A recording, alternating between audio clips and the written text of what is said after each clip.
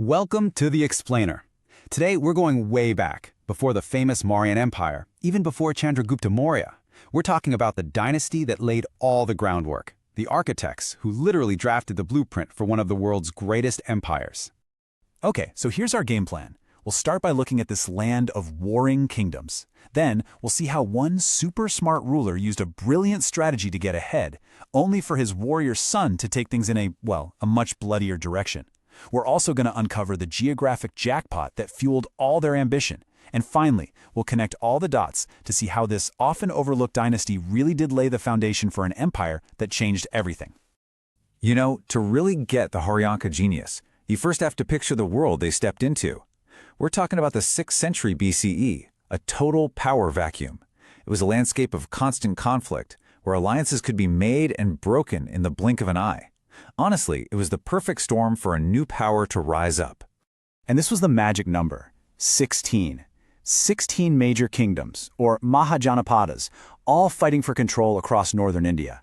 Think of it like a giant political chessboard, with all these major players like Kosala, Vatsa, and Avanti. But out of all that chaos, one kingdom, Magadha, was getting ready to make its move. And the king who made that first, decisive move? That was Bimbisara.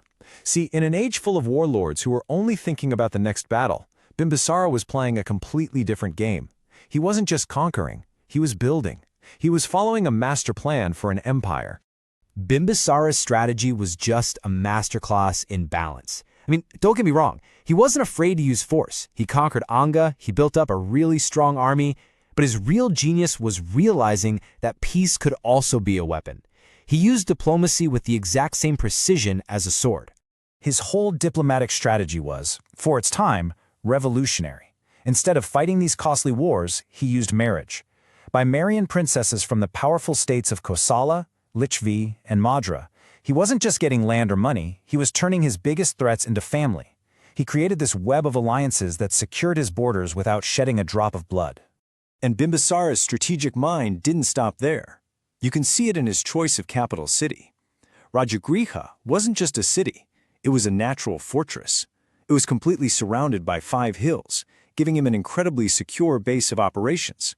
This let him plan his expansion from a position of almost perfect safety. So Bimbisara laid this amazing foundation made of stone and treaties. But then his son, Ajatashatru, took the throne and he decided to build with iron and fire instead. He inherited the kingdom, sure, but he brought a totally different set of tools to the job. And this is the most crucial thing to understand, right? This massive shift in strategy. Where the father built bridges, the son built siege engines. The age of diplomacy was pretty much over, and a new age of all-out war was about to begin. Ajatashatru looked at his father's web of alliances not as a strength, but as a cage. So he immediately went on the offensive, shattering the peace his dad had so carefully built. He conquered Kosala and then started this long, brutal war to destroy the powerful Vajji confederacy, a war that would basically define his entire reign. And he didn't just fight harder, he fought smarter. He poured resources into military technology, deploying these incredible war machines like the Mahashilakantaka. This was essentially a giant catapult, right, capable of throwing massive stones to just smash enemy formations and walls. And if that wasn't terrifying enough, he also used the Rathamusakala. I want you to just picture this, a chariot with spinning sights and blades attached to it, just tearing through enemy lines.